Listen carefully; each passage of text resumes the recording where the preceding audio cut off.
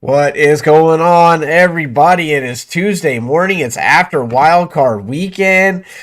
We had some amazing games.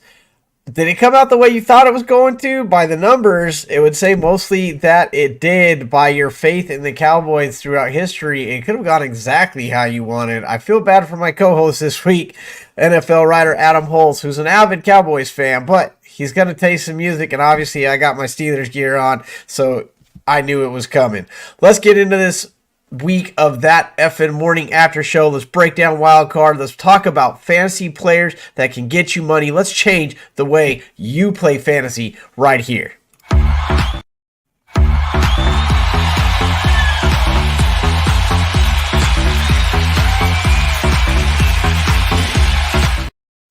Good morning, everybody. Thank you for joining us. Thank you to people that are going to come in advance because they're coming. So I'm going to thank them now and get ahead of it. But thank you to the people that are here. Look, throughout the entire show, let's preface this right now. You guys have seen these before. Send us your comments. Send us your thoughts. Send us your outlooks, how you did on fantasy, everything that happened to you. That's what we really want to talk about. We love talking about the NFL. We love talking how it all went down, but we want to talk about how you experienced the NFL this weekend. So don't just let us do all the talking. We want to hear from you. That said, we are here as we are every Tuesday with NFL writer Adam Hulse. Find him over on Sportskeeda, sportskeeda.com. Throw a /Adam Hulse in there. Guy cranks out articles like nobody's business. He's like, what are you doing? Like 10, 15 articles? Even during the playoffs, you got to be doing like 10, 15 articles a week. Isn't that right, Adam?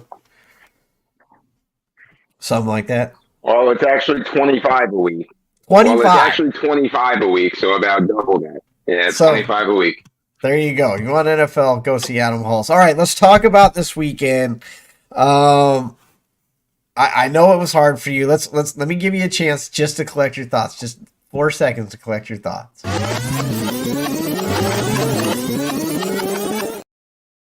There you go. That's all you get. So this weekend we started off. We'll go in order.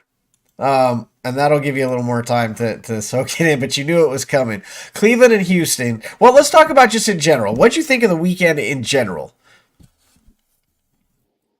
Just overall, I think it's just another reminder that, to me, it's just another reminder that, there's not a huge gap right now between what people consider the top tier teams and the next level tier of teams. The competition in the NFL all season long this year has been great. There's been a lot of teams that have, been up and down throughout the year. And I'm starting to realize that it's not just like their own inconsistencies. It's that just about every team in the NFL right now is capable of beating just about any other team on any given day, right? Yes. The teams are better now. The bad teams aren't as bad as they used to be. The good teams aren't as good as they used to be. It's starting to median out. Well, and I mean, you see that happen in the playoffs every time, but you're right. I mean, I don't know if it's just the way we're looking at it. I don't know if it's because of the business we're in, but it does seem like more noticeable. And when we get into the stats, and I know that's what you guys are here for. You guys are here for the stats. They're going to make you the money and change the way you play. And we're going to give you those in the next couple minutes. We're going to jump right in. But looking at it from the statistical standpoint, I think it just jumps off the page, and it's something that you have to look at being an NFL writer, and I look at being in this business. And you're right, it's the separation is there. I don't know if it's there more than any other season, but it's definitely very jumps off the page at you, I guess. So as we talk about that, yeah, go ahead. No, I mean, like you said it, and with some of the upsets, the perceived upsets at least that we saw this week, some would argue, were they really upsets? I mean, really, that's how you look at it. We'll talk about how we did the prediction. We'll kind of start there, and then we'll kind of walk through these games and talk about how we got there. So let's start with this one right here. This is how we did when we predicted. We predicted all the games week by week before the season ever started. This is how we did. So we did all right. This is before all the injuries for a single NFL regular season game happened. We predicted how it was going to turn out. This is how we did. So in the playoffs, when we have all the information that we need, we're going to see it was a little bit different story on this one. In the playoffs, home teams so far have gone 5-1, which kind of matches up to the record that we just saw, 159 and 113. Home teams have the advantage, even more so in the playoffs. You talk about weather with that Kansas City-Miami game. I think we all kind of saw where that was going. And so home teams, we like to see it. Jason says, my heart hurts. He's a huge Miami fan. His wife's an Eagles fan. Did not have a great weekend like you, Adam, but we're going to talk through it. It's okay. You got to talk it out sometimes, Jason. Thanks for joining the show. We're going to get through it together. Home team went 5-1, but let's look at the scoring here. And you talked about kind of this lopsidedness and the way things are jumping out. 24 passing touchdowns, 10 rushing touchdowns, 3 from the defense and special teams. We know where 2 of those came from. Right off the bat. This is half as many touchdowns. It's actually more than half as many touchdowns that were in Week 18. It was 44 in Week 18, 24 out of 6 games in the playoffs. There was 21 rushing touchdowns in Week 18, 10 in only 6 games in the playoffs. There was actually only 2 for the defense special teams, 3 here as compared to Week 18. And I want to say it was 17 or 18 field goals. 16 field goals in the playoffs, which was also high. I mean, these are big scores for even regular season. The playoffs are here to put points on the board, Adam. Yeah, and usually we see a lot more defense when it comes to these playoff games. But you're right, there was a lot of scoring this weekend, a lot of high scores, and some of them from teams that nobody was expecting to put up high scores. Absolutely. Let's talk about some of these games, and then we're going to get into the stats. Just stay with us, everybody. We're getting to the stats that you want. We want to just graze over these games because there's a lot to talk about. Cleveland and Houston opened up the slate, and Houston showed up. We're going to talk about some of their stats where they haven't shown up, some of the teams that they've lost to, but they absolutely showed up, and Flacco has been on fire. Flacco's made the top 10 like 5 of the last 6 weeks that he played, or 4 to 5. I mean, he's been on fire, and everybody kind of expected Flacco to come out there and show something. Maybe home field had an advantage. Maybe it's C.J. Stroud. Maybe it's DeMeco Ryans, who we've talked about, potential coach of the year. We got fireworks out of Houston, and it makes this next game absolutely exciting to wait for. Well, yeah, I mean, look, I'm not surprised that the Texans won, and I talked about that on the last show. I did lean Browns slightly, but I felt like everybody was in love with the Browns. Everybody was picking the Browns. Everyone liked the Browns as a dark horse team to potentially make a deep run. Well, people wanted to see Flacco win, right? Awesome. Sure, yeah, but let's remember, it's Joe Flacco, and I talked about this last week too, that I'm fully expecting him at some point to implode. It's Joe Flacco. Let's remember who he's been for years now, they didn't get Tom Brady, they got Joe Flacco, and CJ Stroud, minus the time that he missed, when he was on the field, he was one of the very best quarterbacks in the NFL this season. Go and look at his efficiency numbers, passer rating, QBR, all that kind of stuff. He's right towards the top of the list in every single one of those categories. He absolutely is. Look, he's QB 11 in fantasy, which I know matters to us big time, but he's QB looks like 9 for yardage. He's up there in his touchdown. They talked about this during the game. 23-5 is touchdown to interception ratio. I mean, you want to talk about efficient. There's not a lot of guys that threw 20, 30 touchdowns without getting double-digit interceptions. There's very few, and nobody had lower. Had around 5. The next one is 7. Lamar Jackson's 24-7. You talk about the percentage and the efficiency, also right up there, like you said, with the best of them. I mean, it's just ridiculous the numbers this kid's been able to put up as a rookie. He's going to win Rookie of the Year for sure. At this point, he's definitely locked that up, and it's well deserved. And we'll talk about his chances in the next round. The next game that was on the slate this weekend, I don't think a lot of people, I'm not going to pander to the NFL. So I'm going to get on my soapbox for about 2 seconds here. I'm not going to pander to the NFL. I'm not going to go out and buy a separate subscription that I already have just to watch your game. I hope a lot of people didn't do it because we're going to end up getting Super Bowl in a pay-per-view, and I'm going to end up not seeing a lot of Super Bowls, and I'm going to have to get out of this business because I'm not going to do it. They make enough money. I'm not pandering. I'm not doing it. That said, I didn't really need to. It was Kansas City in sub-zero temperatures against a Miami team that plays in Miami, and I love you, Jason, but I don't know how much hope you held out. Let us know in the comments if you really truly thought you had a shot at winning this game. I don't know that a lot of people really gave him credit. Tyreek, bust one, and which I honestly didn't expect that either. But I think this game turned out exactly how people thought it was going to. Yeah, I mean, it turned out exactly how I thought it was going to. On last week's show, I said that not only do I think the Chiefs are going to win, but I actually think that the Chiefs are going to dominate the Dolphins. And, nothing against what the Dolphins did this year, but, I mean, they looked like a team from Miami in that game, right? Like, in that cold, like, they looked like they came up from Miami to play that game. But just one quick point about the Peacock thing. I saw a kind of funny, meme out there about the whole, not paying for the subscription. It's I refuse to pay the $6 to watch this game, so I'm going to go to the bar and spend $100 to watch it instead. Damn straight. That's exactly what I would do. I would much rather sit at a bar drinking a cold beer than spend that $6. I absolutely would, because I don't like the NFL trying to back me in a corner like that. I don't like the big CEOs and the big. I'd rather give my money to a small business than give it to these guys. No way, not doing it. Well, let's call a slight timeout on the NFL. This game, the rights to this game were purchased by NBC. NBC has the rights to broadcast this game. It wasn't the NFL's decision to put it on Peacock. It was NBC's decision to put it on Peacock. Now, I'm sure the NFL was a part of that decision-making process as well. But with that contract, with NBC having the rights to broadcast the game, they are allowed to put it on streaming, just like all of them are, just like Amazon did when they bought Thursday Night Football. But nobody's complaining about that because everybody had Amazon Prime anyway. Well, I'm going to disagree. I heard a lot of complaining about that, but you're right. That is the only reason I do it, because I have Amazon Prime anyway. At least they throw it in together. And it does,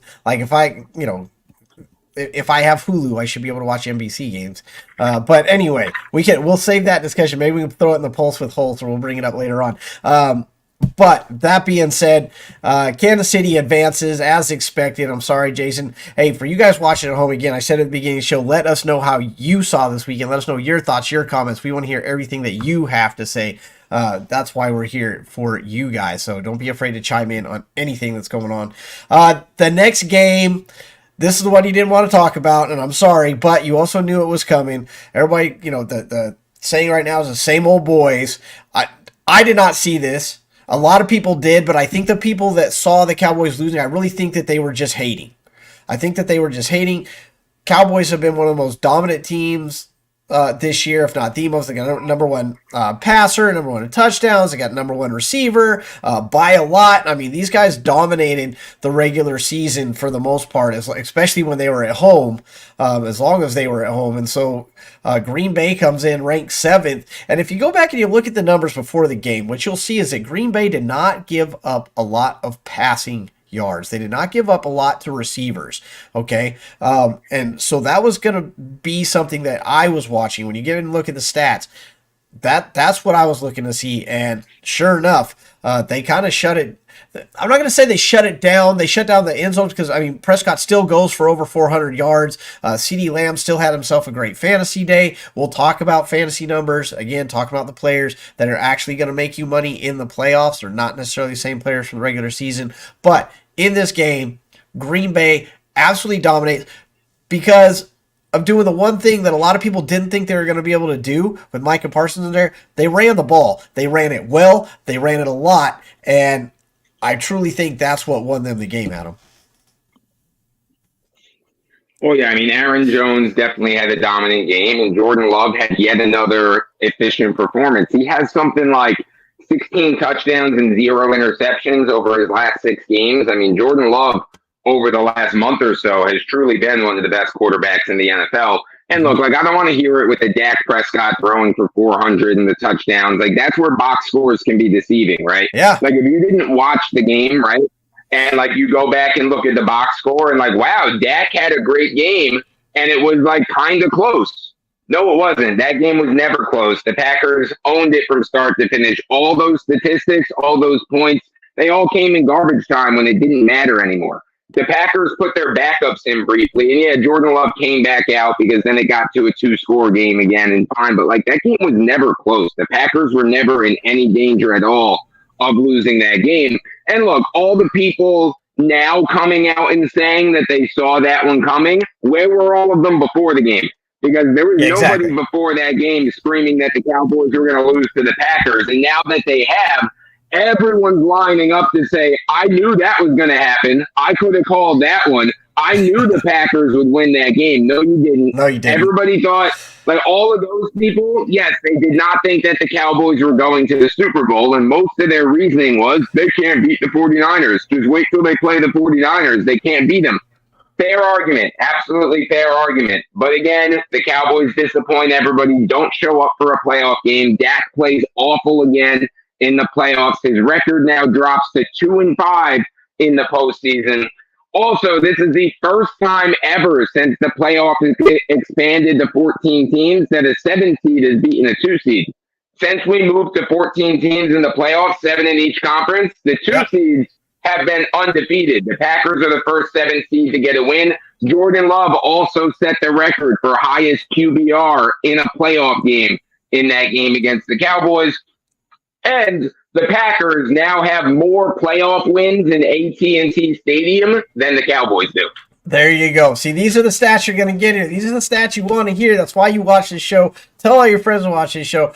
Don't tell your competition because these are the stats that are going to help you win. Number 2 is undefeated. That's a great one right there. But yeah, I mean, you look, we're going to talk about the Green Bay Packers and what they have to bring. Spoiler alert, they had the number 1 receiving core in all of the NFL, and it wasn't even close. They talked about that during the game. That's where I got that stat, was during the game. But you were right, Jordan Love is 19 touchdowns with 1 interception over the last 9 games. 19 touchdowns in 9 games with only 1 pick in the regular season, not counting the 3-0 he went against the Cowboys. So in the last 10 games he's played, he's like 22-1. It's ridiculous, the show that he's putting on right now, getting hot at the right time, playing the right teams. We're going to talk about the Cowboys, possible changes and stuff that might be coming in there. A lot of talk about Belichick. Belichick has interviewed with Atlanta as well. Look, everybody's going to interview Belichick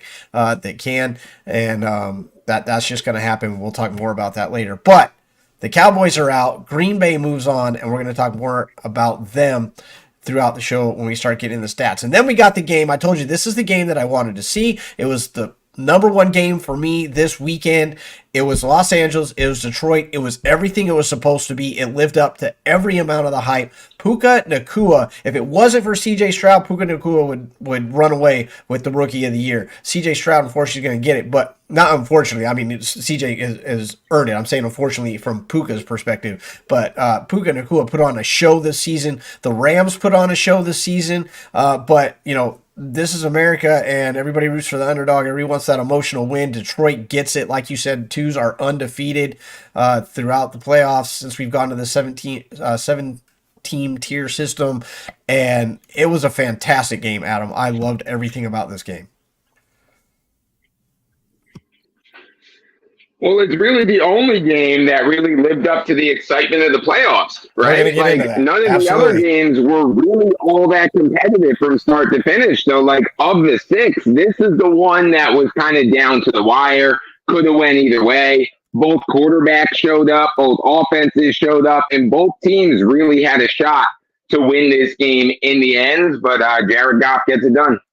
Absolutely. I'm putting in here, what was your favorite playoff game, favorite wild card game? Let's do that. Wild card game and why. There it is. Give you guys something to fill in there because we want to hear from you guys going across all the networks that we are currently streaming live on. What was your favorite wild card game? This was my favorite one right here. I mean, everybody showed up. Amon-Ra St. Brown was absolutely fantastic. Puka Nacua was ridiculous. He just had the one drop. I mean, it was kind of poetic in the fact that the rookie had the one, made all these amazing catches, and just the one that he really needed is the one that dropped. And Detroit gets their first win at home, playoff win in like 31 years. They're moving on. Eminem is going to write a new song about it, I'm sure, and that'll be their new thing. I mean, it was great. It was great. Dan Campbell is fired up. He's a character. I love to hear that guy talk because he's just off the rails, and you got everything you wanted from this one. I'm excited to see Detroit in the next round. One of these two teams was the team, whoever made it from here is the team I want to watch as we move forward. We'll talk about their next matchup.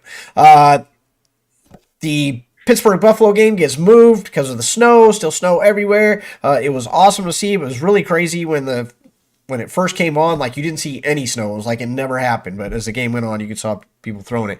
It turned out exactly how it was supposed to. Pittsburgh gave them a game. They didn't just let them walk through them. But at the same time, Buffalo had really no issues getting through. And it's because of one guy. It's because of Jared Allen. You can talk about James Cook, who was the leading rusher in that game. You can talk about the receiving core. Diggs came up when he was supposed to. Fantastic. Absolute game sealer from Shakir. I mean, you saw everything that you were supposed to see from Buffalo to make you a believer if you weren't already, but at the top of it, and it's been the story for the last 6-7 games, is Josh Allen. There's a reason he's on the cover of Madden, and yesterday was just another explanation point and more evidence of why he's there, Adam. Yeah, I mean, of course, the spectacular rushing touchdown that he had. Look, like the Bills obviously jumped out to a fast start. They got their lead. That's kind of what they had to do. Getting the early lead when you're the big favorite is what alleviates the pressure. And it's the opposite of what happened to the Cowboys, right? They got down early, and then they were pressing and desperate the rest of the game, and then that's how it got ugly. But when it comes to Josh Allen, the Steelers did kind of make it a little bit interesting later in the game. Now, it never felt like the Steelers were going to win that game, right? But they were never completely Josh out. Allen got the ball back when the Steelers finally got it close. And what did he do? He leads a quick touchdown drive right back down the field to just put the nail in the coffin. He rises to the occasion all the time. He's been great in big games. He's been great in the playoffs.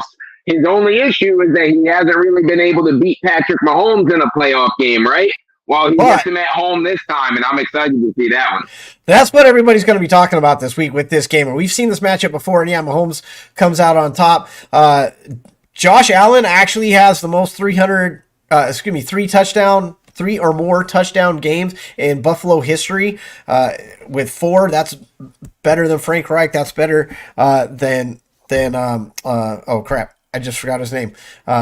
Jim Kelly. That's better than all of them.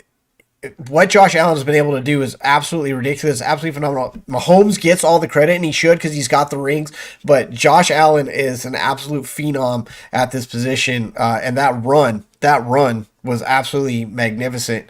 As obviously as a Steeler fan, I didn't want to see it. But like if you want to talk Josh Allen too, and like Bill's history, what's pretty funny too is he's actually already in the top 10 in rushing yards in Buffalo Bills history. He's ridiculous. Not among quarterbacks, among all players. He's in the top 10 in Bills history in rushing yards. And that's the thing that makes him special. 15 rushing touchdowns this year, tied for first with Jalen Hurts. That's the quarterback. The quarterback had 15 touchdowns. So when you have that on the field, obviously you got a shot to win. And there's been plenty of games where he has had to do it all by himself. There's only one running back that had more touchdowns than Josh Allen on the season. That's Raheem Mostert, who had 18. He had more rushing touchdowns than Christian McCaffrey. Josh Allen has more rushing touchdowns than Christian McCaffrey.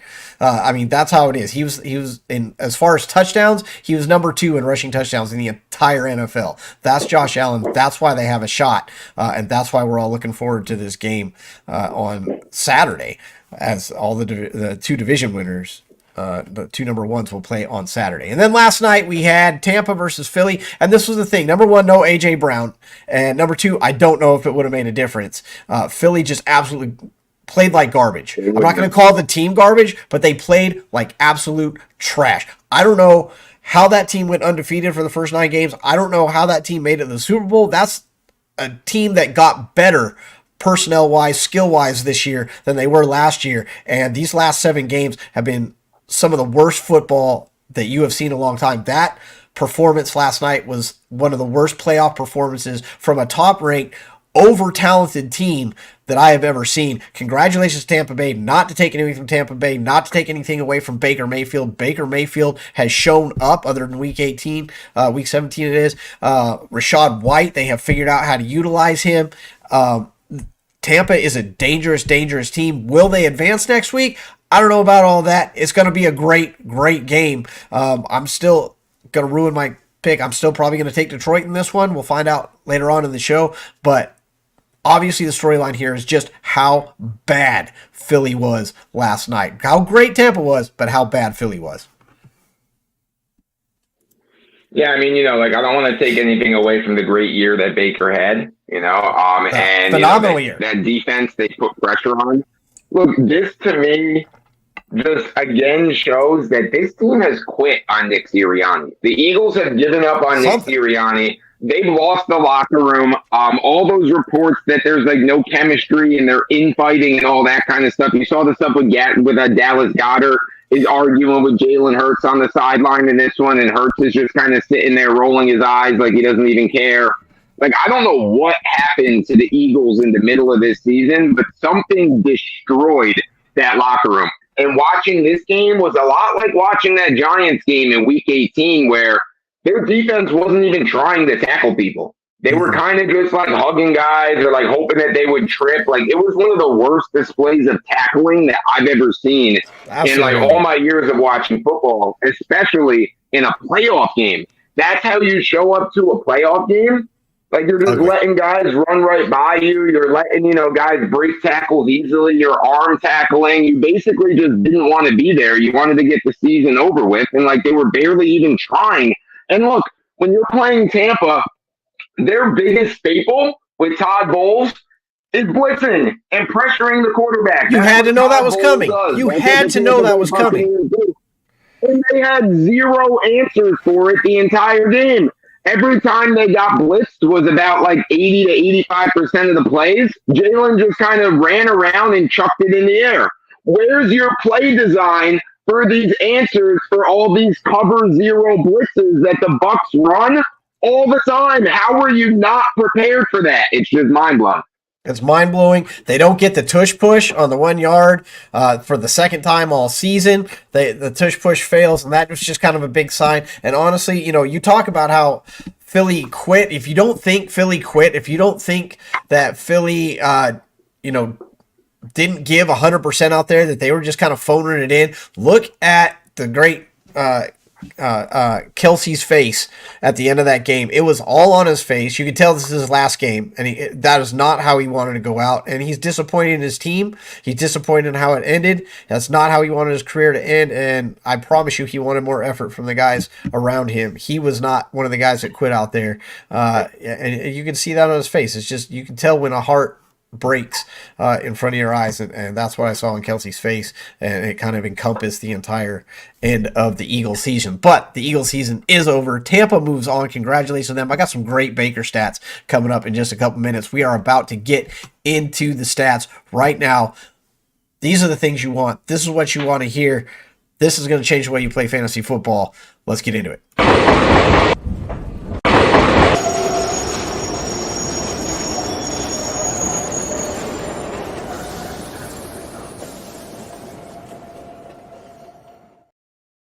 QBs are coming up, but we're going to do something first before we get to QBs. I want to give some stats on the wild card games themselves. All right, so wild card games, fantasy facts, if you will, or these are just facts about the wild card round. We talk about how home teams went 5-1 this week. 0 of the 2 NFC teams advance. So you had 2 NFC teams, both favorites, if you will, like super strong team. Neither of them make it. Only 1 of 3 AFC. AFC actually got 3 teams in the playoffs. Only 1's left, and that's because they didn't play. We don't know what's going to happen. They finished number 1, but they didn't play. The other 2 lost. 1 team below number 7 remains. You guys know this. It's not mind-blowing. It's mind-blowing statistically, like Adam said. It's never happened. But There you go. Only one team won by less than 14. All the games were pretty much blowouts for the most part. Pittsburgh, tried to keep it interesting, but only that Detroit Rams game was less than 14 in separation. The winning teams outscored the losing teams 206 to 102. Offenses dominated, absolutely dominated their opponents this week. Winning teams had 10 of 18 positional stat leaders. All right, so 8 of your stat leaders, that's your top quarterback in the game, top running back in the game, top receiver in the game, 8 of those actually belong to the losing teams. 10 and 8. It's almost a split there, and we're going to get into those stats and see how it all looked and how it all played out, where people were playing from behind and where people just actually did well, and how that's going to translate into dollars in your pocket throughout this playoff season and into the next year too. But that's how that came out. So let's get into the QBs. All right, Adam, pay attention. Top 11 fantasy QBs made the playoffs. All right, all the top 11 guys, they all made the playoffs this year. That's something you're going to want to know. 9 played this weekend. 2 of them did not play. We know who those are. QBs 2, 3, and 9 are out. All right, so of the 11, we have 8 left. 8 of your top fantasy QBs are left. And there you go. 6 of 8 top touchdown scorers still in. 1 and 6 are out. So out of the quarterbacks, the guys who scored the most touchdowns, out of the 8 guys that scored the most, 6 of them are still in. 1 and 6 are out. 7 of 9 top yardage QBs are still in. 1 and 3 are out. Look at number 1s, 2s, 3s. They're out. They're gone. 9 playoff QBs were top 13 for interceptions. All right, so of the QBs that made it to the playoffs, 9 of them were in the top 13 for interceptions, for most interceptions. Tua and Prescott, the only 2 fantasy top 10 to throw interceptions. The only 2 in the top 10 to throw interceptions. Jalen didn't throw any interceptions, but 13 out of 14 quarterbacks were fantasy top 10 sometime during the season. 13 out of the 14 playoff fantasy top 10 made the top 10 list at least 4 times. At least 4 times. 13 to 14 guys made the list 4 times. Of course, Flacco, not Flacco, but Rudolph didn't really have a shot to make that list. Everybody else had at least 4, including Flacco, and he came in that late. 6 had 7 or plus visits, so 6 of those 13 were on the top 10 list 7 or more times. We're talking fantasy here. 8 had 3 times in weeks 13 through 17. What's interesting of those 8 is that only 4 are left. 2 did not play. All right, so technically only 2. All right, 2 of those 8 that poured it on at the end of the season, only 2 are left that played this weekend. Only 2 winning QBs were top passers this week. 2 winning QBs were the top for their game. All right, and no winning quarterback threw an interception. They say it all the time: protect the ball, protect the ball, protect the ball. Even Josh Allen, who's pretty much good for 1 a game. And I said, I'm talking to a buddy, I was like, he's going to throw 1. Did not throw 1. No winning QB this weekend threw an interception. So, before we get into the top 10, Adam, you got anything on those right there? I want to give you a chance. If anything jumped out, if anything you're like, wow, anything like that. No, I mean, it just shows again, and I'm not breaking any news here, but quarterbacks are pretty important if you want to make it to the playoffs and you want to make a deep run. Like you said, all of these teams, minus the Steelers, they got pretty good quarterbacks.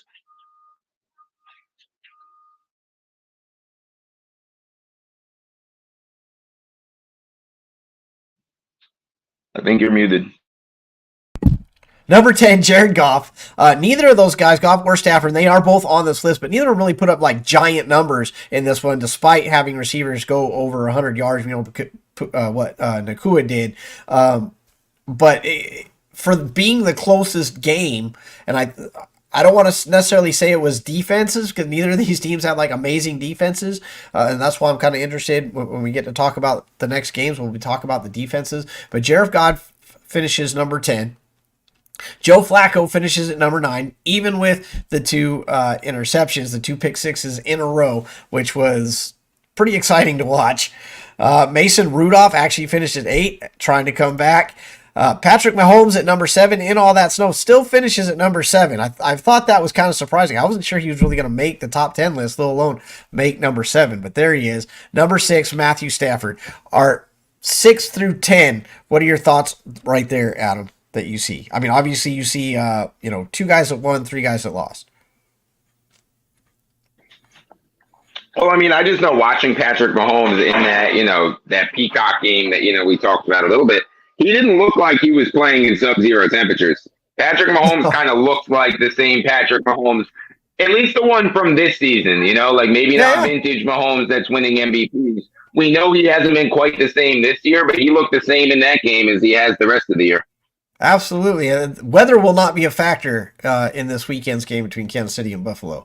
Jordan Love finishes at 5 for obvious reasons. CJ Stroud, again, for obvious reasons, at number 4. Number 3, Baker Mayfield. Baker Mayfield is the only Tampa quarterback in Tampa Bay history, and they had Tom Brady, to throw over 300 yards, 3 touchdowns, 0 interceptions in Tampa Bay history, in the entire history of Tampa Bay quarterbacks. And there's been some names in there, not all fantastic, but there's this one guy, Tom Brady, and no one has done some of the things that Baker has done. He finishes at number 3 this season. So,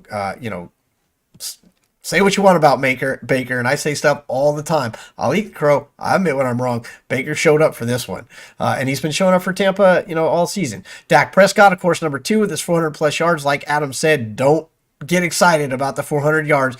When we talk about the receiver stats and stuff later on, you see CeeDee Lamb up there. Don't get excited, because honestly, it was all kind of garbage time. The entire game for the Cowboys was almost all garbage time, with them trying to catch up and get out of the quicksand, and they just couldn't do it. And of course, number 1, Josh Allen, 4 total touchdowns. We said it earlier in the show, most 3+ touchdown games in Bills history. That's names Jim Kelly, Frank Reich. He is the most in history. Adam had some good stats for you at the beginning of the show. There's your top 10, Adam. I'm not sure that some of these guys, I didn't expect Baker to be that high. I didn't expect Love, obviously, to be that high.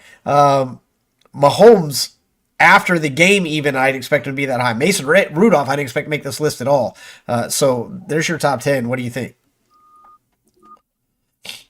Well, I mean, there was only 14 quarterbacks, so 10 of them have to make the top 10, there's only 4 that didn't, and when it comes to Baker, I mean, he has had a pretty good year. He was a borderline QB1 all season long in traditional leagues, and he was playing the Eagles, whose defense has been torched by every single quarterback that they played during the second half of the season.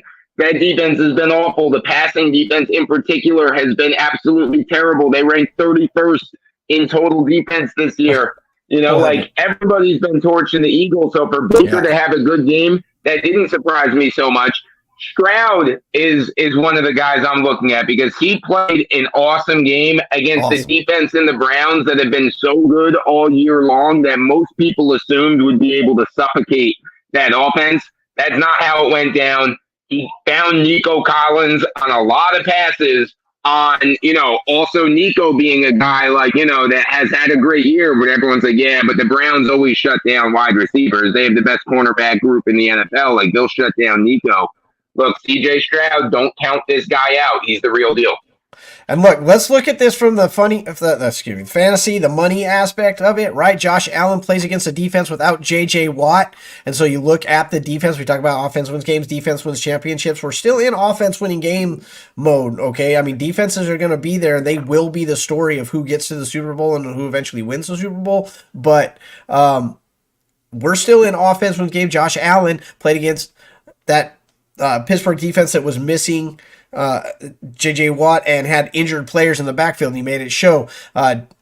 Baker Mayfield, we talked about, you just mentioned, one of the worst defenses, almost the worst in the entire NFL. C.J. Stroud plays against the Cleveland defense that was supposed to be good, and so that's one of your outliers. Jordan Love, they were supposed to be good. Matt Stafford, Jared Goff make the list against each other as the defenses are not that great, and actually the Rams had a better defense going into this game. And the result, when you talk from the fantasy, the DFS money in your pocket, is neither of them really had high numbers. Your highest numbers really came from those top three. Those are your top three guys. And so when you're looking to make money, when you're making your DFS plays, be careful who you pick, be careful who they're playing. And we're going to talk more about that as the show goes on. But to get there, we're going to go into the next slate of stats. Wild card running backs. Only 5 of the top 10 fantasy running backs made the playoffs. So we're talking about changing the way you play fantasy in the playoffs, especially. All right, only 5 as were the quarterbacks. All 11 of the top 11 made it. Only 5 of the top 10 running backs. So this talks about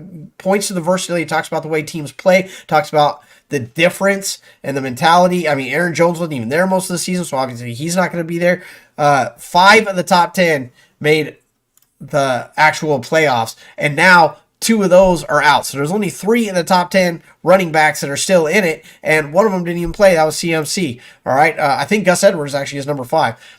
7 of the 10 rushing touchdown leaders. So the backs that had the most touchdowns, 7 of them made the playoffs. 1, 5, and 10 are out. So there's only 4 of those guys left. 5 out of the 10 reception touchdown leaders, 2 of them are out. So there's only 3 of those guys left. CMC, of course, hitting all 3 of those categories. So the guys that played, there's only 2. 5 of the 6 rushing leaders won this weekend. So the teams that had the number 1 rusher in the game, 5 out of 6 of them won this weekend. Rushing is important. Rushing opens up the pass. They talked about it in every single game that you watch. You have to be able to run the football in order to pass in the playoffs. That's why Pittsburgh, even though they were down 14 points, still kept trying to run the ball so that they could try and pass it. Their efficiency just was not great this weekend. Only 4 teams had a running back with more than 15 attempts. Only 4, but all 4 that had a running back with more than 15 attempts, they all won. All right, so you still got to feed the back the ball. Even if they're not doing a lot with it, feed the back the ball. All right, yes, you're going to talk about garbage time and running backs getting a couple more carries, but that applied throughout the entire thing. All right, so the 4 running backs that had more than 15 carries, all those teams won.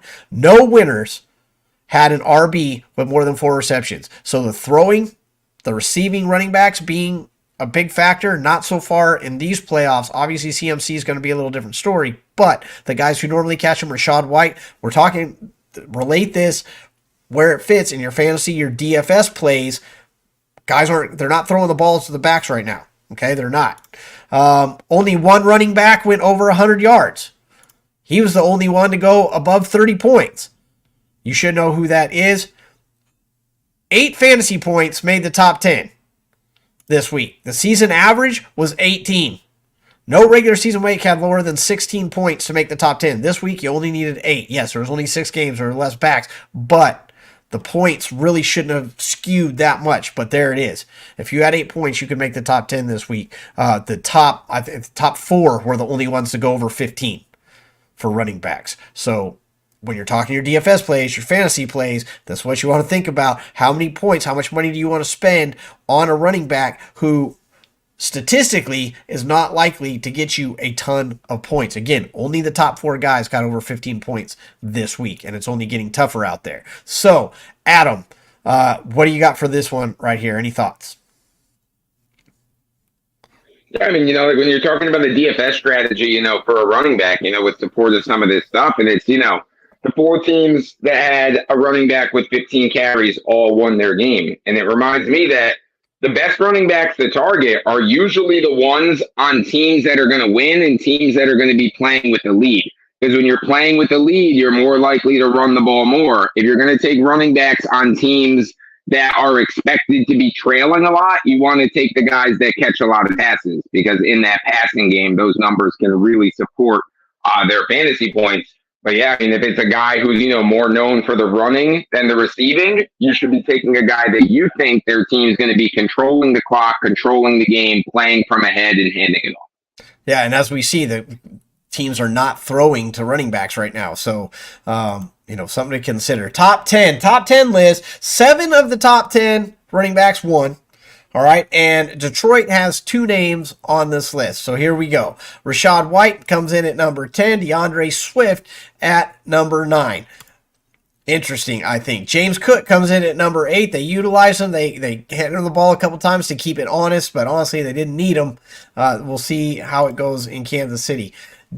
David Montgomery makes the list. Isaiah Pacheco at number 6 in that snow. I expected Pacheco to be there and to have the runs and the carries. I did not expect Mahomes to throw the ball 40 times in that weather, that's what I thought was surprising, but that doesn't have much to do with the running backs here. Devin Singletary also makes the list in Houston. Absolutely crucial for Houston's win. That running game. We'll see if it's Singletary, if they go with the other back, utilize the two-headed monster more. I don't know. We'll find out. Jahmyr Gibbs, of course, at number 4. Kareem Hunt at number 3. We won't see him on there anymore. Tony Pollard is at number 2, which I also thought was surprising. We know Pollard's numbers usually aren't that high, but when you're at a loss and you're playing from behind that much, Pollard still comes in at number 2. That was interesting to me. And number 1, of course, Aaron Jones, which I don't think a lot of people expected. Aaron Jones has not had a great year. Cowboys have had a pretty stout run defense. There he is in the top, the only running back to go over 30 points. And again, only those top 4 finished above 15 points. What do you think, Adam? Oh, yeah, and I know those top 4 all scored touchdowns, right? Jahmyr Gibbs, when you look at his stat line, it really wasn't all that great, but he caught a couple of passes and he scored a touchdown, and that finishes him all the way up at RB4, despite Absolutely. not a whole lot of yardage in that offense, and David Montgomery getting a significant amount more carries than Jahmyr Gibbs did. You don't have to get more carries to score more fantasy points, and that Gibbs Montgomery situation this week is definitely an example. Kareem Hunt as well, with scoring 2 touchdowns. He didn't need a whole lot of yards and carries. He found the end zone twice, and that puts him right towards the top of the list. Yeah, I mean, Kareem Hunt had 26 rushing yards. Jahmyr Gibbs had 25 rushing yards. I mean, that's Touchdown. We talked about how we talked about how only one running, only Jones is the only guy that went over 100. DeAndre Swift had 34. So, it's like you said, it's the touchdowns. It's 100% the touchdowns. Again, 8 points to make the list. You had 3 guys at 10 points or less, 10, 9, and 8 at 10 points or less. So when you're playing those DFS plays and stuff like that, think about where you want to spend your money, how much you want to spend the money. If you're not sure, don't spend the money, because statistically, you're probably not going to get a lot out of those backs. And, the list just gets shorter as the playoffs carry on. So it gets a little tighter. A lot of people picking the same guys, stuff like that. Wide receivers. Changing the way you play, given the stats you need to win. 7 of 10 top fantasy wide receivers made the playoffs. 7 out of the top 10. All right. 16 of the 33 wide receivers went for 200 plus fantasy points. All right. Half of them made the playoffs. So in contrast to the running backs, where most of them didn't make the playoffs, for the wide receivers, over half of those top guys did. So when you're drafting, when you're looking for those guys, yes, wide receivers are important. What does this do? Kind of adds more flame to the 0 RB strategy is what it really does. 14 of 27 wide receivers went over 1,000. 14 of them made the playoffs. Again, half of them made the playoffs.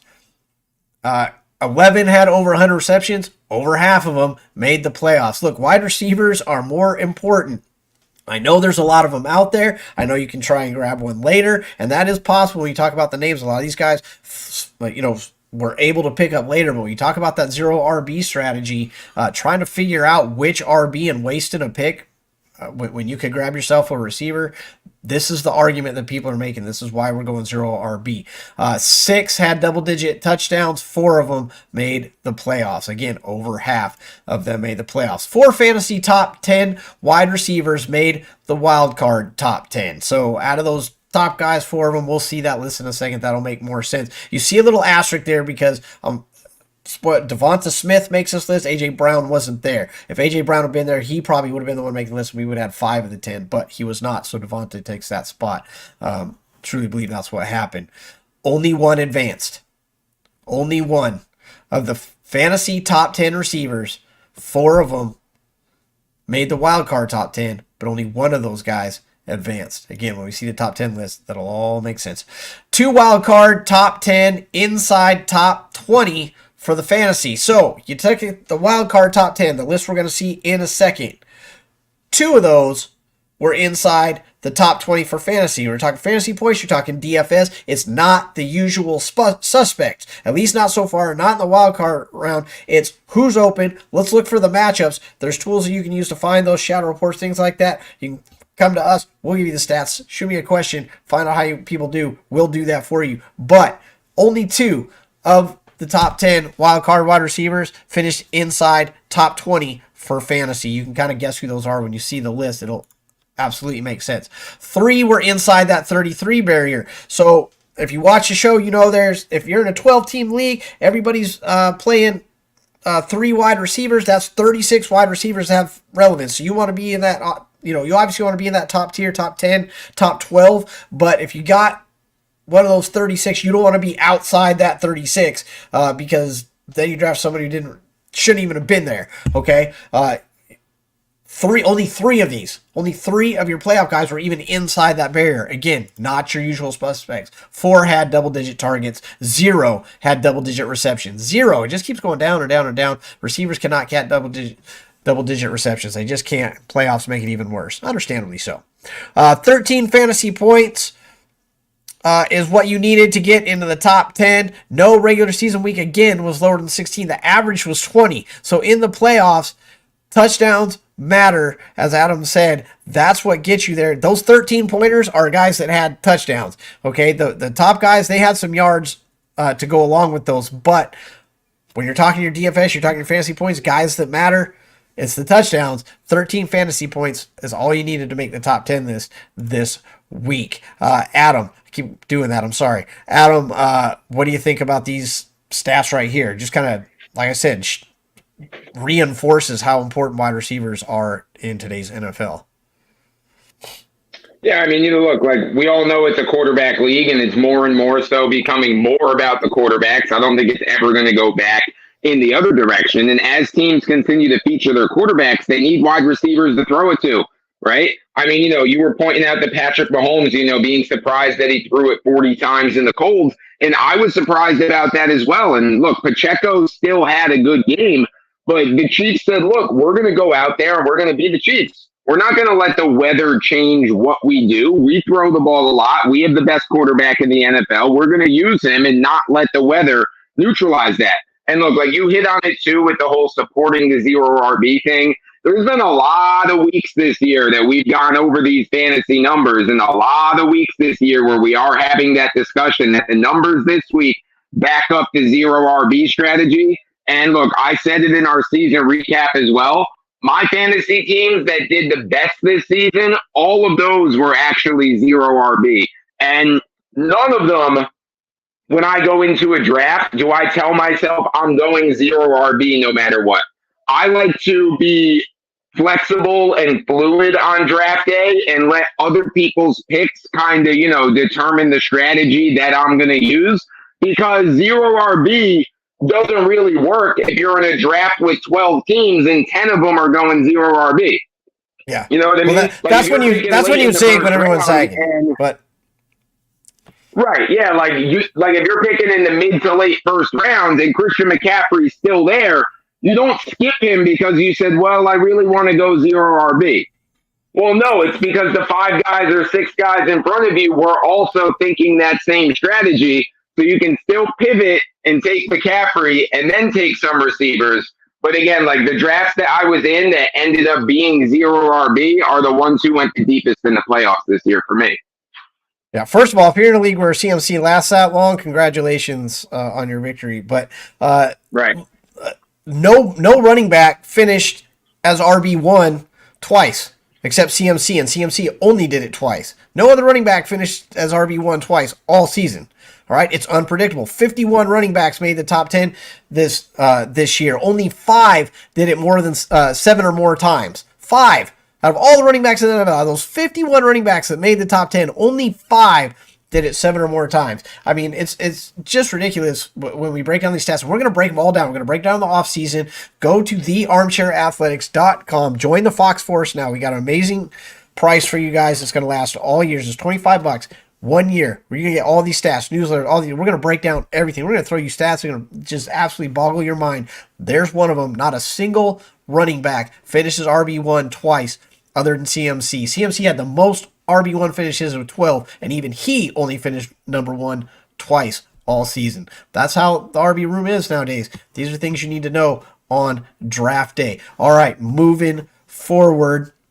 As I pull up my correct window here. There we go. Let's get to that top 10 list real quick so we can talk about the playoffs. Number 10, Deontay Johnson for wide receivers. Michael Gallup at number 9. Cowboys are going to have 2 here despite the loss, as you can imagine. It's nice to see Deontay Johnson get a little play from Mason Rudolph. We'll talk about the future of Pittsburgh as the show goes on. Tyreek Hill at number 8, despite the fact they got trounced, Tyreek was still a factor, at least statistically. Amon-Ra St. Brown at number 7, and CeeDee Lamb at number 6. You see, I didn't even hide the picture of Puka Nacua on this one. Normally I hide it and I have a pop up at the end. There was no point. There was 0 point. We all know who wide receiver 1 was. Congratulations to him. CeeDee Lamb still number 6, but as Adam said, don't think it was close. Don't think, don't read into it. It was not a great game for the Cowboys, but you see 2 Cowboys on there. Nico Collins at number 5. He's one of the ones you expect to be there. He is going to be a key factor. Him and CJ Stroud.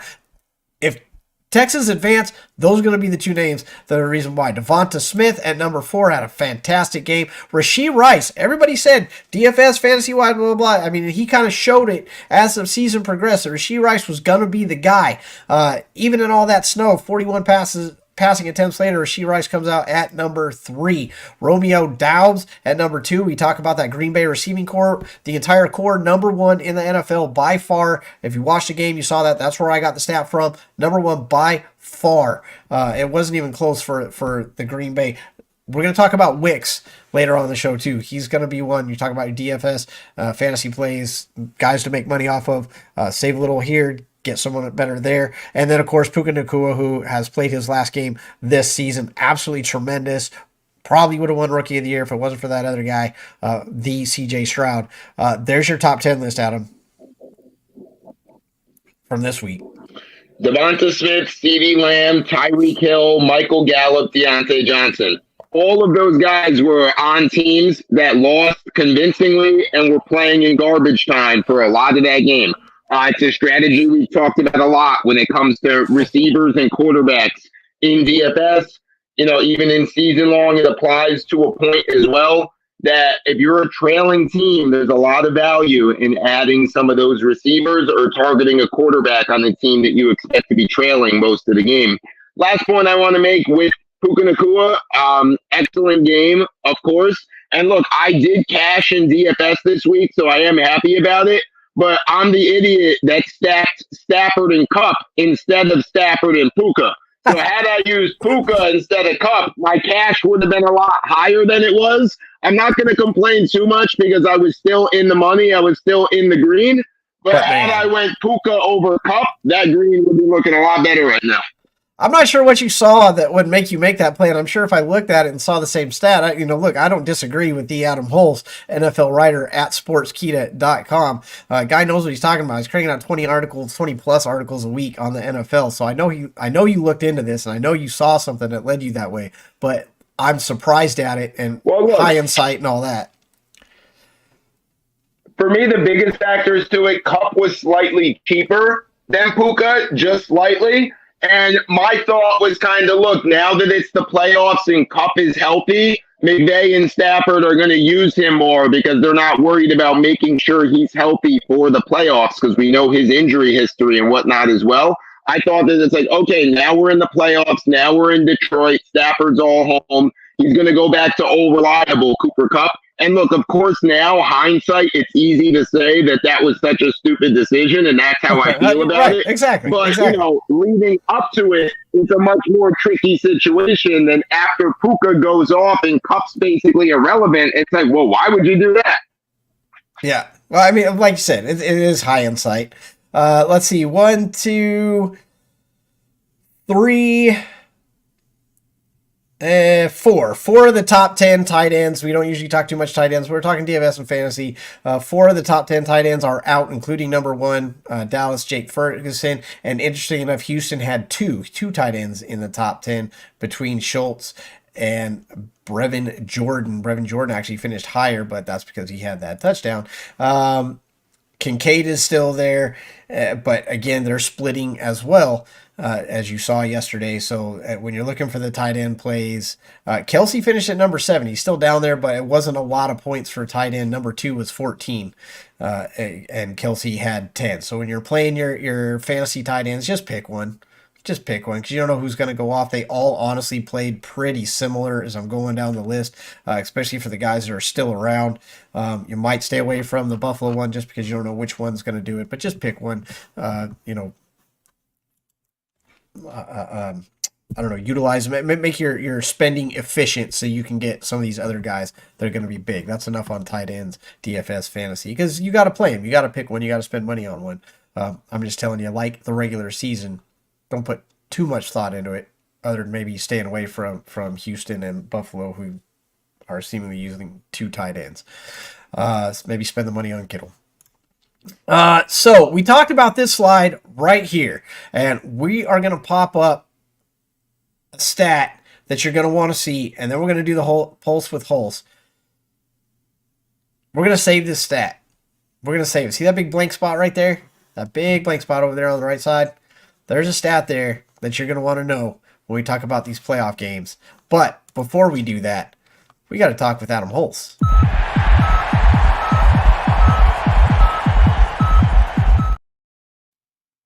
All right, Adam.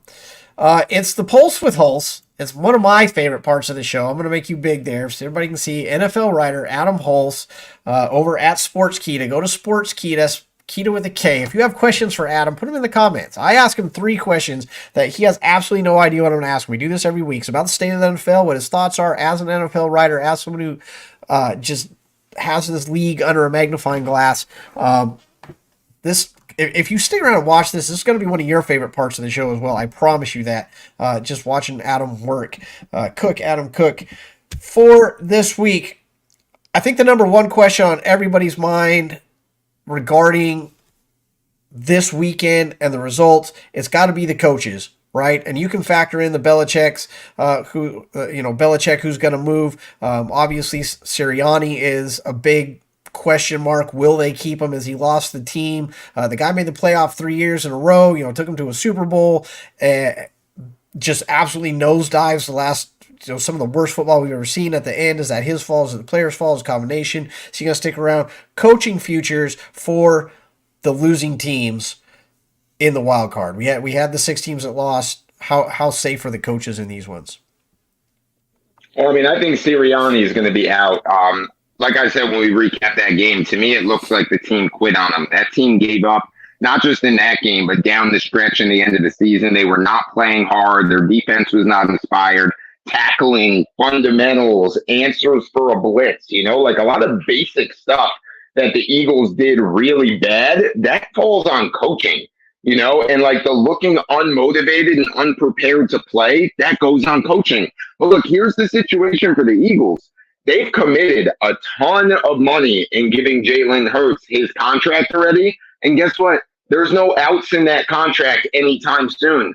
Okay, so like it or not, Jalen Hurts is their guy for a while. So for me, when it comes to Laurie and the owners of the Eagles, I think the best approach, they take Jalen Hurts, they have a one-on-one with him, ask him what happened this year, where was the collapse, what went wrong, right? And then say, look, for next year, do you want Sirianni? Do you want someone else? Do you put some of this on him? Do the guys still believe in him? You're our guy. We're stuck with you. So what do you want?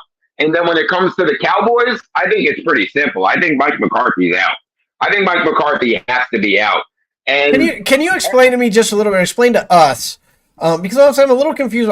All the success that they had, top of the league and this and that and the third.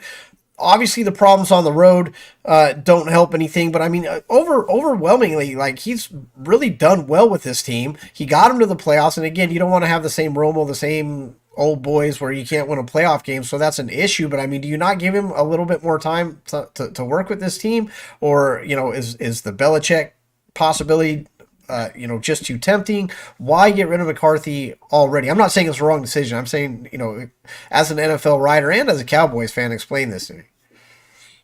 Well, for me, it's two main reasons, and one is that success is relative, right? The Cowboys' goals were not to make the playoffs. The Cowboys' goals were not to win the division. That was not the Cowboys' goals coming into this year or the last couple of years. And Jerry Jones will let everybody know about it.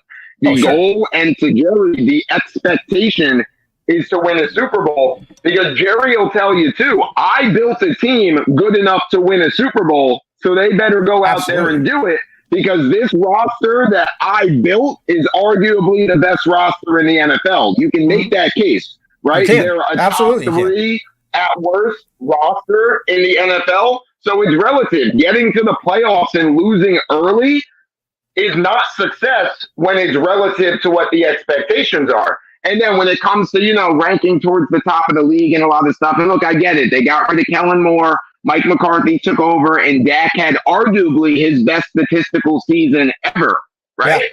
Yeah. Mm-hmm. But that just supports the fact that McCarthy failed. They're not playing fantasy football. Stats don't matter. Winning games matter, and they won 12 games, just like they did in each of the last two seasons, with Kellen Moore calling the plays, by the way. So it's not like they won more games this year with Mike McCarthy calling those plays. They won the same amount of games that they've won the last 2 years, and they didn't even get to the divisional round of the playoffs this year. So, how much of a step forward did the Cowboys really take? You can make the case that they took the step backwards this year. Just because the stats were better, the results were not better. And make no mistake about it either. And it's something that's very important to remember also. Down the stretch, before the playoffs, the Cowboys did not do their job in winning that division. They won that division because Philly collapsed. Yeah. Dallas lost to Buffalo. They lost to Miami, all in those last few weeks of the season. Those two losses should have put the nail in the coffin and clinched the division for the Eagles. The Cowboys did not win that division. It's just that the Eagles were even worse, that they handed it to us. Didn't a lot of people expect this? Didn't a lot of people expect this when they made the McCarthy hire? I remember when they made the McCarthy hire, a lot of people were like, did they really improve? Did they actually get better? Like, was this the right guy? Right, but, okay, look. Here's another thing to remember also, right? And yes, you are right about that, and I'm going to get to that in 1 second, but the only team with a winning record that the Cowboys beat this year was the Eagles in the middle of their collapse. So is that really an impressive win? Every other team with a winning record that they played this season, they lost to. So how impressive is that? And also you have to remember, when the Cowboys hired McCarthy, he was arguably the best available coach at that time. He was at least, most would say, the highest floor coach at that time because of his experience, because he's been doing it, this and that. This year's different. There's some big names out there. Is Jerry going to break the bank for Belichick?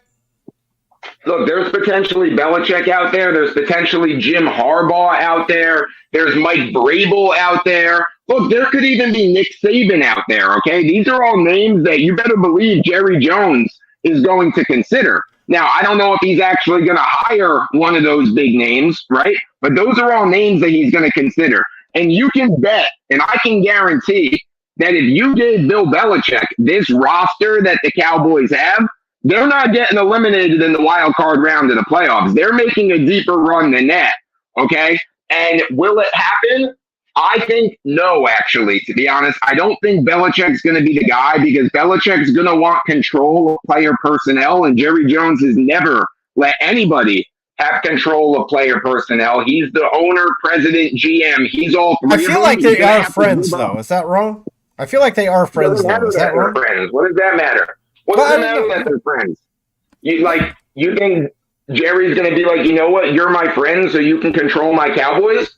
He's never done that once in his entire time owning the Cowboys. You think he's going to do it now? I don't see that happening. I agree he's not going to do it, but wouldn't he be a little more... doesn't want Belichick to come in, win a Super Bowl, running player personnel, and then people give all the credit to Belichick.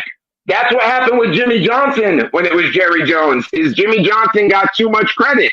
Jerry Jones wants to leave his stamp on this team. And oh yeah, by the way, one more name I'll throw out there that again I don't necessarily think that they'll hire, but that Jerry's going to consider is Deion Sanders too. Oh God, I hope not. That guy is not. And look, I'll say the same thing about Harbaugh. Look at Harbaugh's resume. He's won nothing ever in his entire career at any level. He has never won a single thing. If the Cowboys, to me, that makes Harbaugh the number one guy for the Cowboys to hire because he is the absolute epitome of same old boys. He is absolutely fits that mold to big talk, no results, no expectations. Yes, he finally won one this year. How long's the guy been coaching? I mean, you're going to talk about one time. That's the guy I want in my coaching room. Out of no all one the times, to splash more than Jerry Jones. No one likes to splash more than Jerry Jones because if nothing else, if they hire any of those names I just listed, they will dominate the headlines for the rest of the offseason, which Jerry Jones loves.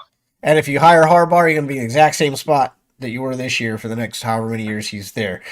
Question 2: who's looking to make player changes? Well, hold on. Let's finish up this question. Cleveland lost. I think their coach is safe. You disagree when I'm wrong here. Miami lost. Their coach is 100% safe. Although you can make the same argument you did for Dallas. They only beat one team this year that was above 500. They only beat one, so they've still got work to do. They just have a fantastic, flashy offense. But I think their coaching is safe as well. Sean McVay is absolutely safe. I think Tomlin is safe if he wants to be. I don't think they get rid of Tomlin. I agree. I just don't. I mean, why would you? The guy's one of the most successful. You can make the argument I want to make a change just like Belichick, but Tomlin didn't collapse. Belichick did.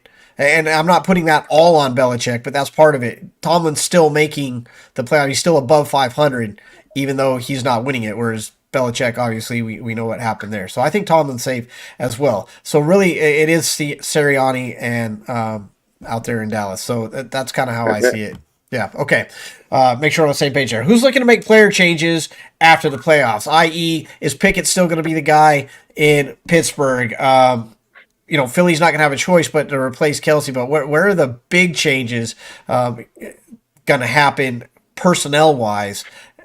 Aside from the unpredictable free agent market, but you can throw that in there too because there's guys you can look at and say, hey, look, they're going to move on because they're not going to pay him again, things like that. So where are the big changes going to come at in the offseason?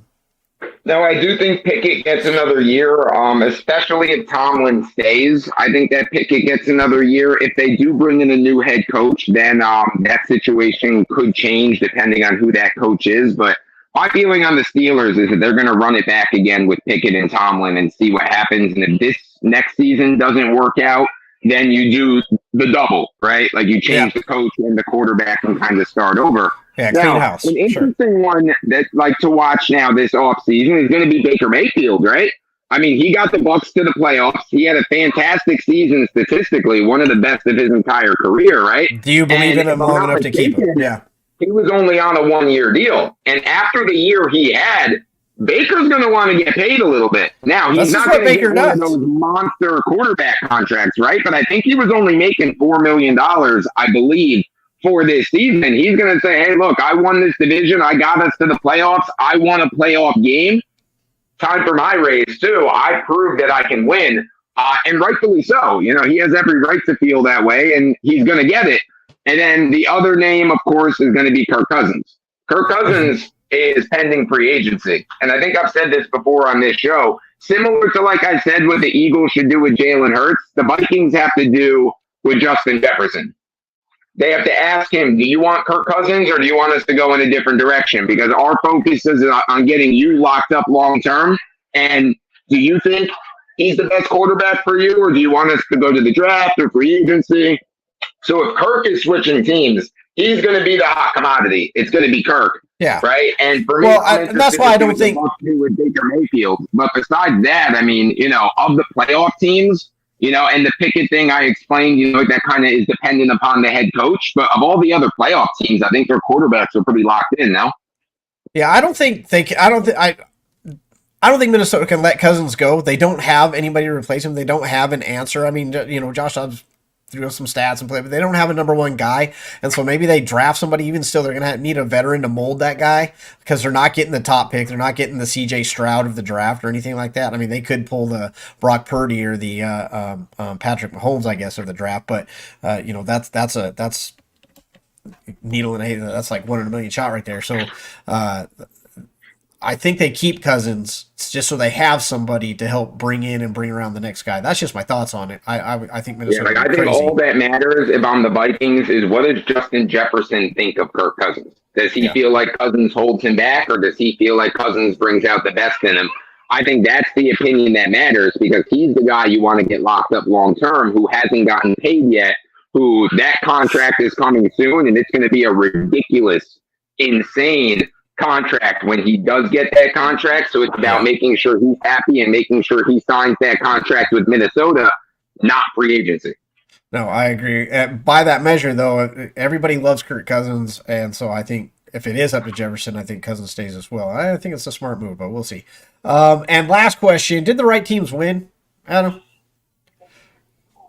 Did the right teams win? Yeah, I mean, I know by numbers, you've got the right guys there. We talk, number,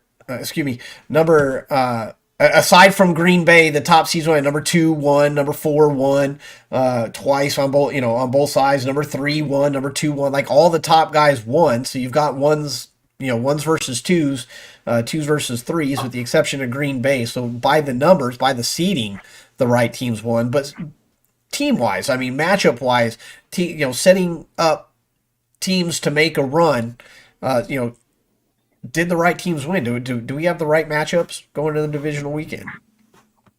Well, relative to the NFL, I would say yes, because it's what makes the NFL so unique in their playoff format is the single elimination format. That it's not about, and I say this all the times with the NFL playoffs, it's not necessarily about the best team wins. It's the hottest team and the team playing the best at the right time. That's who wins in the playoffs. And that's why a lot of people, myself included, are looking at the Bills right now with their hot streak at the end of the season. They're a team that's kind of primed to make this deep run because they're playing their best football and they're peaking at the right time. You look at teams, like the Eagles and whatnot, who faltered down the stretch, and the Dolphins, and even the Cowboys to an extent by losing those games to the Bills and the Dolphins, like I explained, that now they come into the playoffs and they stumble. Right? So relative to the NFL, the best team won. I mean, the right teams won. And let me just make one other point on the Cowboys, because I said this very emphatically on last week's show, that everybody's just kind of assuming that we're going to get Ravens, Bills, Niners, Cowboys in the 2 conference championship games. And I said it very emphatically last show. 1 versus 2 in both conferences for the finals never, ever, ever happens in the NFL. It's never 1-2, 1-2. So I said it last week, at least one of those 4 teams, one of them at the minimum is not going to be there. It's never 1 versus 2 and 1 versus 2. And again, this year, it can't be that because the Cowboys are already out. This has been the Pulse with Hulse. 3 random questions with Adam Hulse about the pulse of the NFL. It finished perfectly as we segue into our playoff predictions, our playoff stats, our playoff numbers, the things that are going to make you money, the teams that are going to move on. I told you I was going to fill in that gap. Here you go. 3 of the 4 home teams that are left already beat their division opponent this year in the regular season. San Francisco did not play Green Bay. All the other home teams won. This is what it looks like. Detroit has beat Tampa in week 6. Baltimore beat the Texans, and Buffalo has beaten Kansas City already this year. It has happened. Will it happen again? Let's talk about it. Home teams went 5-1. That gives the advantage to home teams, but 1-2, as you said, has never come out. Which home team has the biggest chance of losing, Adam? Which of these 4 home teams has the biggest chance of losing? Yeah. My answer is actually going to be interesting because I think that the low-hanging fruit, the obvious one, is probably the Chiefs over the Bills, just because, Mahomes has done it before. I know the Bills are hot, but, Bills are so hot. Josh Allen has not beaten Mahomes in a playoff game. I know they've all been at Arrowhead. But my pick for an upset in this round of a road team winning is actually the Texans. I'm going to ride CJ Stroud again with how hot he's been. I know how good Baltimore's been all year. Lamar Jackson's going to win the MVP. Have you ever looked at Lamar Jackson's playoff numbers? We are going to talk about those in just a second. I absolutely have those. I won't bring them up if you're about to get to them anyway. Yes, but I'm well aware of what Lamar Jackson has done in the playoffs. It's absolutely terrible. It's not even not so good. Dak Prescott, for example, his playoff numbers are actually not bad. It's just his record that's bad. Lamar Jackson, his record and his numbers are both really bad. If he doesn't elevate that, they're going to get upset by CJ Stroud, because I fully expect Stroud to show up again, because he showed up in every game he's played. Absolutely. Look, we got Detroit and Tampa at Detroit. Detroit actually just housed Tampa back in week 6. However, at the end of the season, we know the streak that Baker was on. He was on a 4-game win streak prior to that loss in week 17. And the thing was, he had 9 touchdowns to 1 interception in that span, and it really, their Achilles heel has been the defense. They have the right matchup here where the defenses play less of a role as the offenses, and that's also to say that the defense that steps up could be the difference in this Detroit-Tampa game. Detroit has the momentum. Detroit has the crowd behind them. Tampa's got the motivation to get it done, and when you look throughout the season, you don't see teams beat another team twice, usually. Usually you flip one, and we talked about that when we made all our predictions earlier. But I think this is one where we're going to get a game. But I think Detroit has the edge here with that offense. We talk about the defenses. If this was in Tampa, I might give the edge to Tampa, but because it's in Detroit, we saw that crowd, we saw the passion that they're playing for their city that came up 100 different times during that game. I like the running game in Detroit. Obviously, St. Brown is absolutely ridiculous, and when Devonta Smith can do what he did, then you have to assume that Detroit can do the same thing, and so I give Detroit the win in this one. Yeah, this is an interesting matchup, and I actually think that this is going to be a fun game. I think this game could look a lot like the Lions' first game against the Rams. I think both offenses are going to find their way to some success. But yeah, I am kind of with you with Detroit finding a way to get it done. They're kind of on this magic carpet ride right now, right? In front of their home crowd. They got, I'm not going to say they got lucky, but fortune went their way by the Cowboys losing, because by the Cowboys losing, it means that Detroit gets another game at home. Had the Cowboys won against the Packers, Detroit would have no way to play a home game in this round. Cowboys losing makes the game in Detroit. So I'm with you that I'm going to favor Detroit, but I do expect Baker Mayfield to have another good game, and I think Goff and Baker are going to put on a show, kind of like Goff and Stafford did. This is kind of one of those really fun games on this slate, and one I'm really looking forward to. It wouldn't shock me if the Bucs found their way to a win, but in Detroit, I'll go with the Lions. Absolutely. Buffalo, KC, this is going to be the one everybody wants to watch. Here's the thing you need to know about this one. It's in Buffalo, so that's number 1. Number 2, Buffalo won the last time they played. That's number 2. Number 3, and this is the thing, we've been talking about this all season long. When Buffalo played Kansas City, and Sam Snead has done this all season, Diggs had 6 fantasy points. He had 11 targets, but only caught 4 of them for 24 yards, 0 touchdowns. That's going to be a matchup that everybody's watching. And, of course, Chris Jones versus Josh Allen. Not James Cook so much as Josh Allen, but Josh Allen is the X factor. Everybody talks about Baltimore and Lamar Jackson. Lamar is the X factor. He's someone you can't cover. He adds that extra dimension the NFL defenses have not been designed over the years to account for. That extra runner, that guy that can take off at any time. Even when you have a spy, it's still one-on-one, and these guys are good. Everybody talks about with Lamar. People don't like to talk about it with Josh Allen. It gets brought up, but Josh Allen's actually better than Lamar right now at this, and by a lot.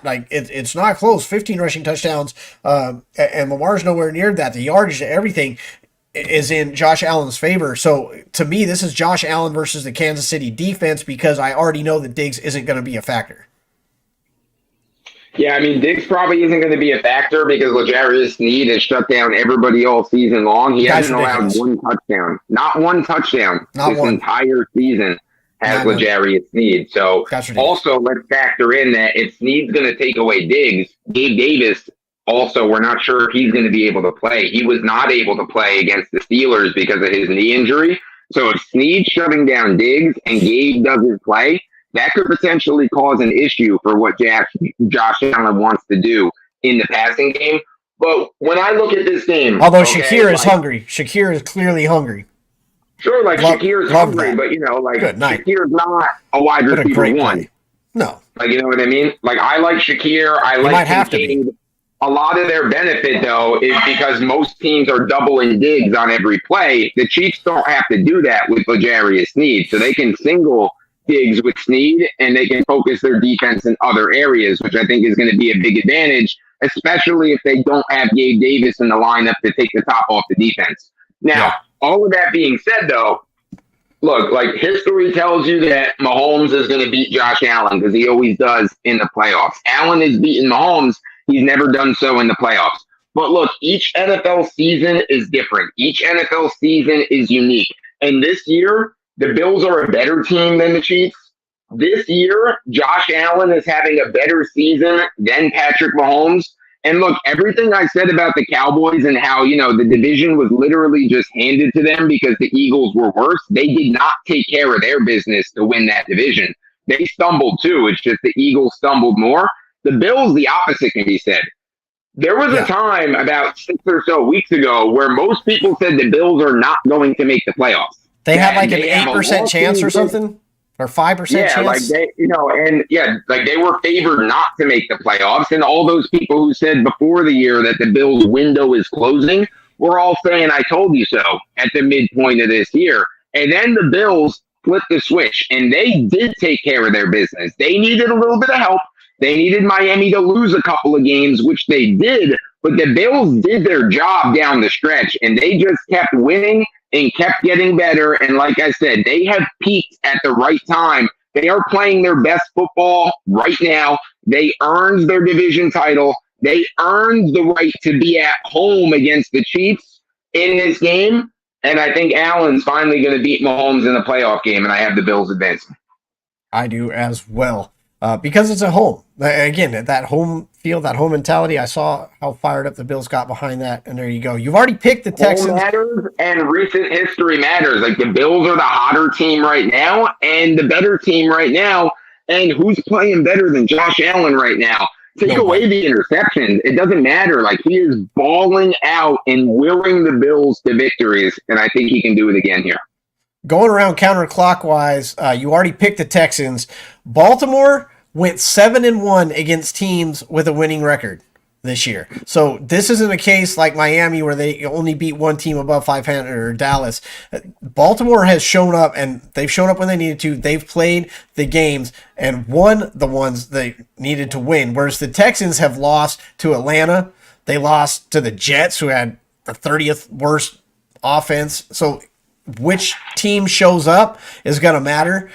Since 2018, Baltimore has the second best record in the regular season, 66-32. But as you alluded to earlier, they have one of the worst in the postseason. They've lost 4 out of the last 5 playoff games. Jackson is 3 touchdowns to 5 interceptions in the postseason and has a 41.5 QBR in the playoffs, which is worst among all quarterbacks that have played at least 3 playoff games in the last 5 years.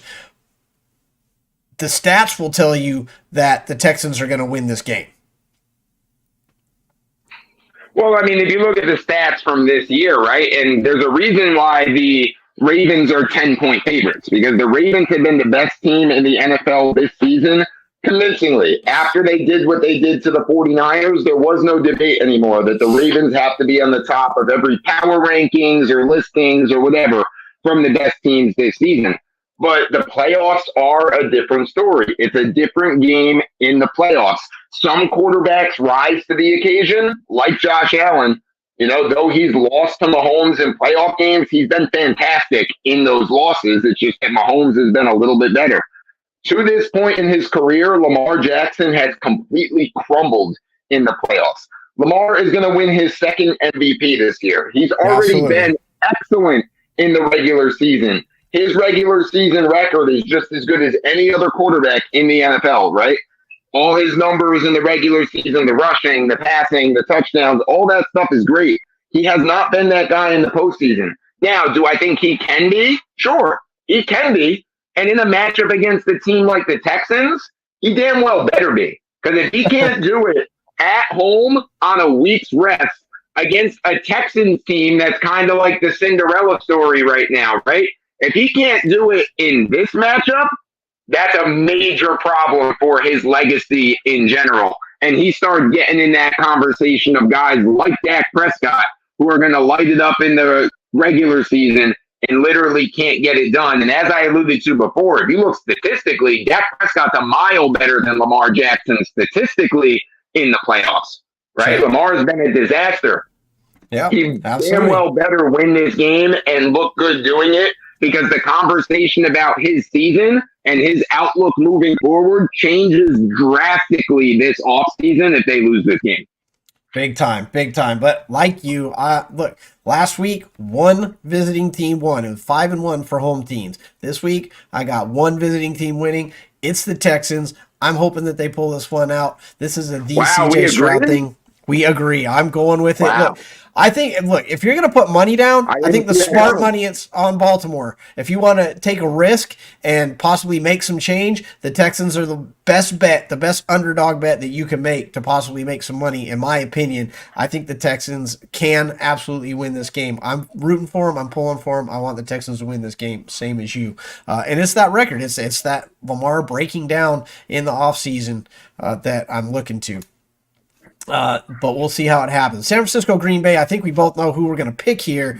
Green Bay has the number one wide receiver core in the NFL, number one wide receiver core in the entire NFL.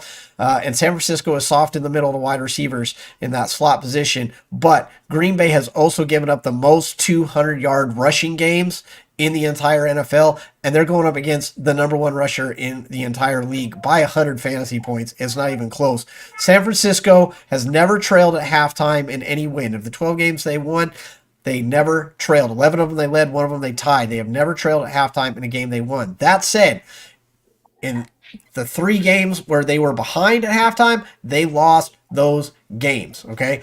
3 games they were losing at halftime, and they lost those games. So there's an argument that if Green Bay can jump up on San Francisco the same way they did to Dallas, they could possibly put San Francisco in the same position as Dallas, playing from behind, playing in quicksand. I think the difference here is San Francisco is more poised and ready to come out with that win. They had 2 wide receivers with 1,000 all-purpose yards, tight end number 5 with 1,000 yards, running back number 1.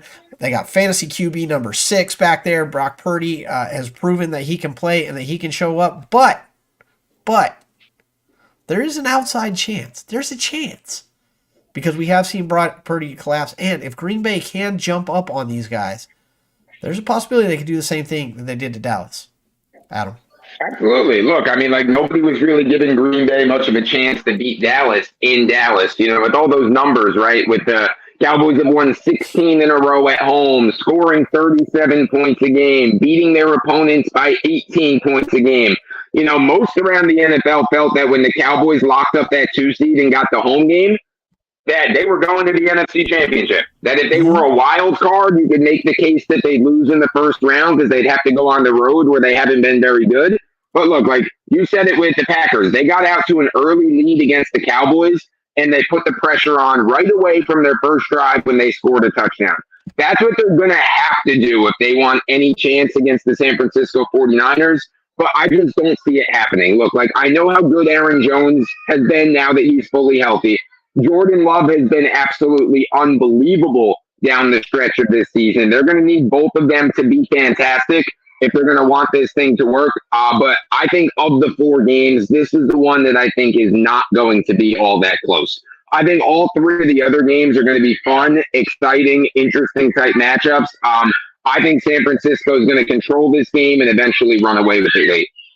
Yeah, they're going to build it up. They're going to make it seem like a lot more than it should be. But I agree. And you did take Detroit, right? I want to make sure I get that right. You did take Detroit at home, I believe. So this is how myself and Adam have it standing. How do you guys have it standing? Do you agree with this? Is this the right call? I know a lot of you are going to take Baltimore instead. There's going to be a good group of you that take Tampa instead. Sorry, Bandy. I know you're pulling for your Bucs, and I'm happy for you, my friend.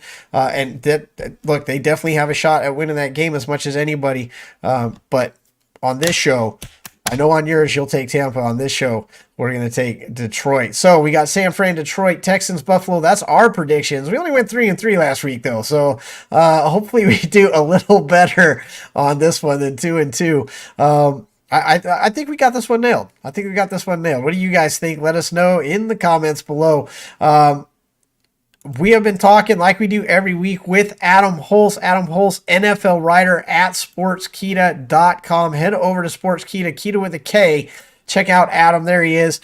Sportskita down there. And you can always talk to him at Adam Hulse Sports on the Twitter X thing and Instagram as well. But go check out his articles. Again, 25 articles a week on the NFL over there. A lot of great writers, Adam being the best one, of course, at sportskita.com. We thank Adam for joining us every week. We thank you guys for joining us every week. We love doing this, and we do it all for you. We'll be here next Tuesday. I hope you guys enjoy the playoffs this week. Have a great weekend. Everybody be safe. Keep checking the Instagram at that effing show. We're putting up the stats. We're putting up stuff for you guys all week long, all the time. Crank it out. Oh, and www.thearmchairathletics.com. Join the Fox Force. Get the all-year rate right now. That price is going to go up. It's going to go to a monthly rate. It's going to be high because we're going to give you the stats to win. If you're a creator, if you're a player, we're giving you all the stats, the deep stats. We're going to take all those places that you get stats from. We're going to combine all those with the stuff that we put together ourselves. You're going to have all the stats you possibly need to win. Thearmchairathletics.com. Join the Fox Force today. For Adam Hulse, I am Chris Fox. That effing fantasy morning after, how are we going to say that? Effing morning after show. We are on the Fantasy Sports Corporation. We are here all year long. We'll see you guys next week. And we'll play the outro.